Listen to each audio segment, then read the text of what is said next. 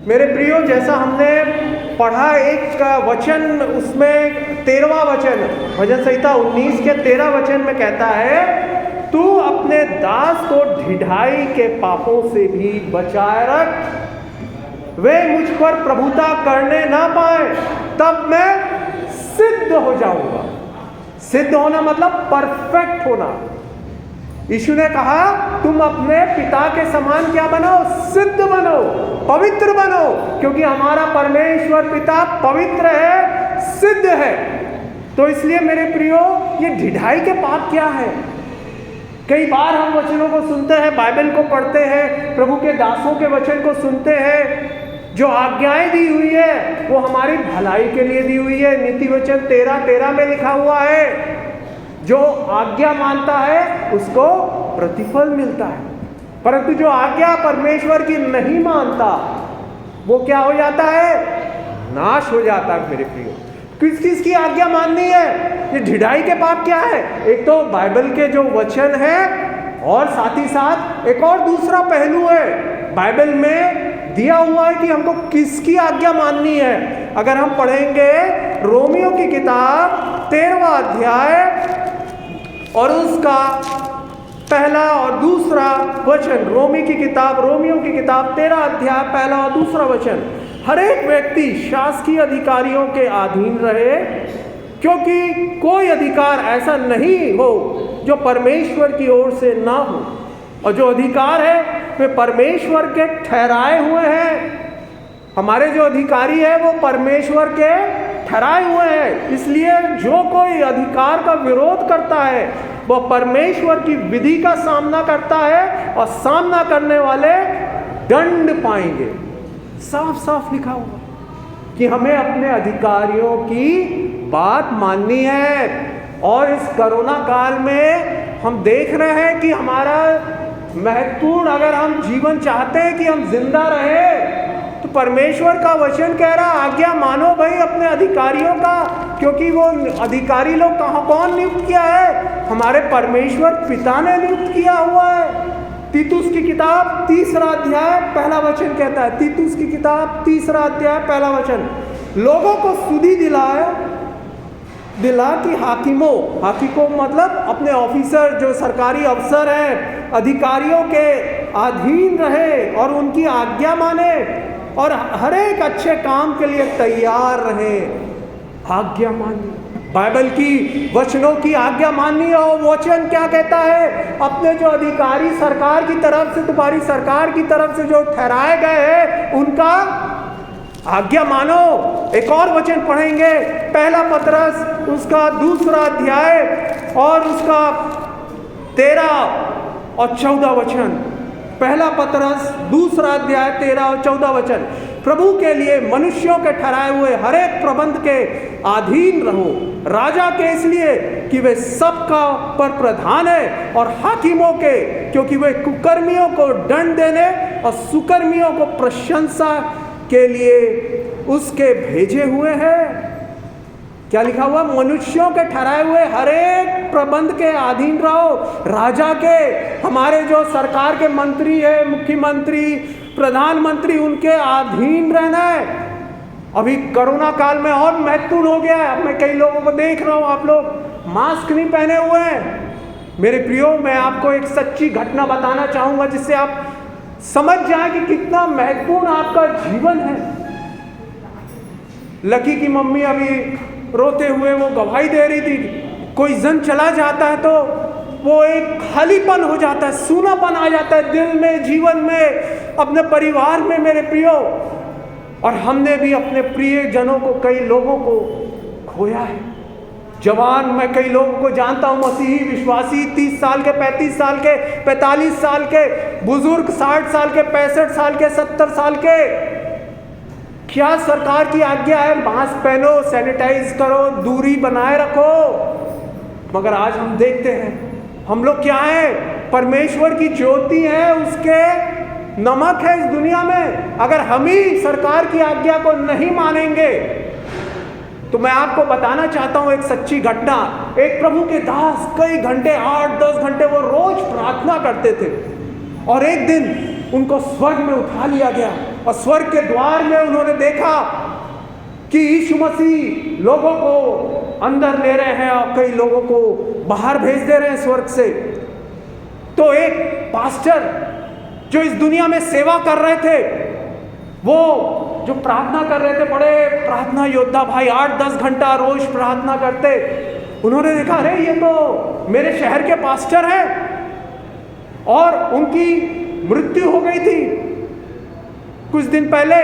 तो उन्होंने देखा जब वो स्वर्ग में आए तो उसके द्वार में कितना सुंदर और सोने का द्वार था।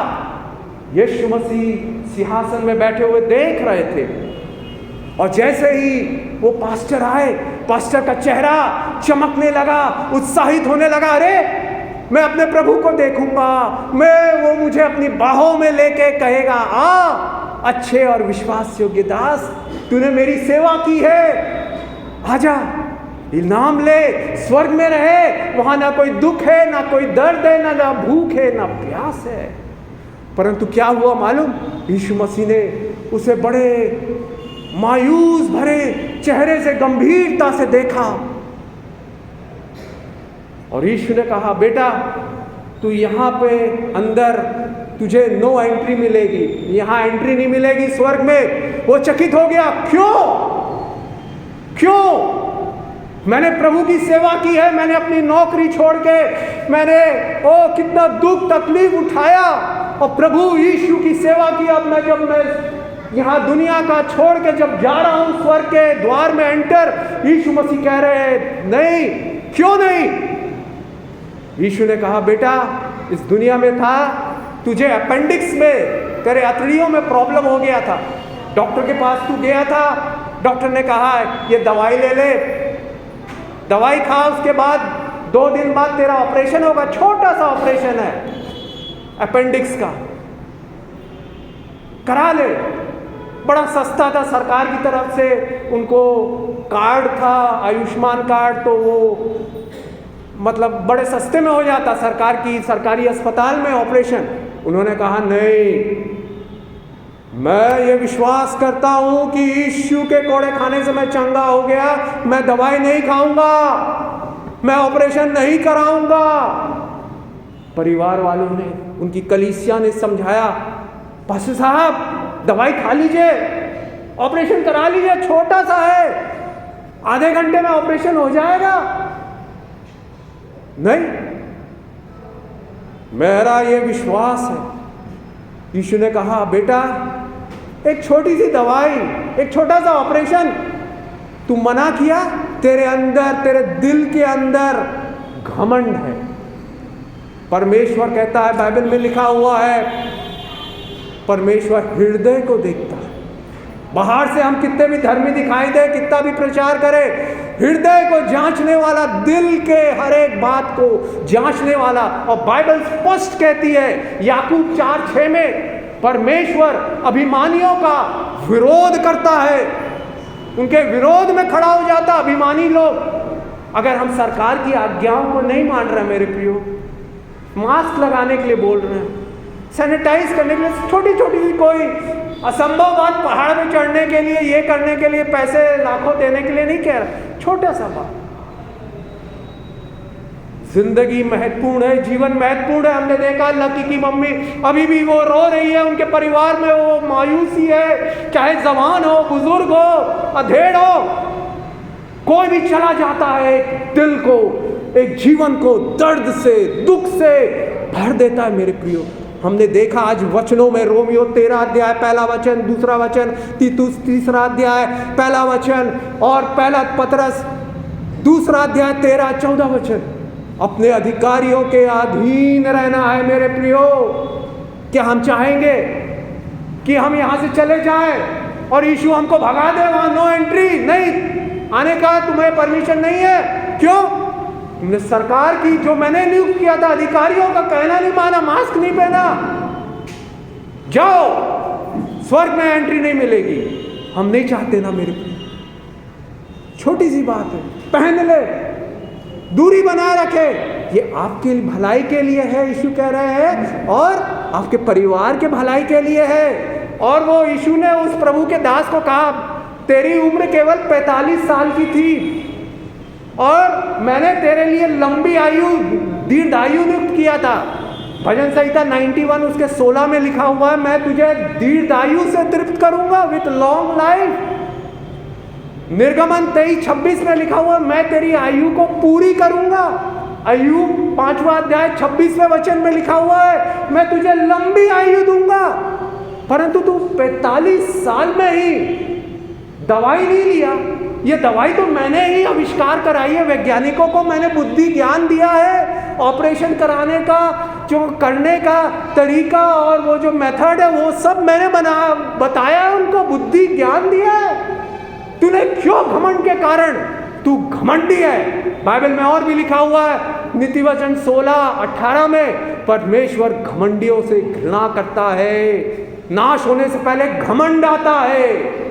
जांचिए मेरे प्रियो, आज जीवन जरूरी है, महत्वपूर्ण है। यीशु ने इसको भगा दिया वहां स्वर्ग से कि तुझे 45 साल की उम्र में यहां आके तू क्या करेगा। तुझे दुनिया में रह के 70-80 साल तक सेवा करनी थी।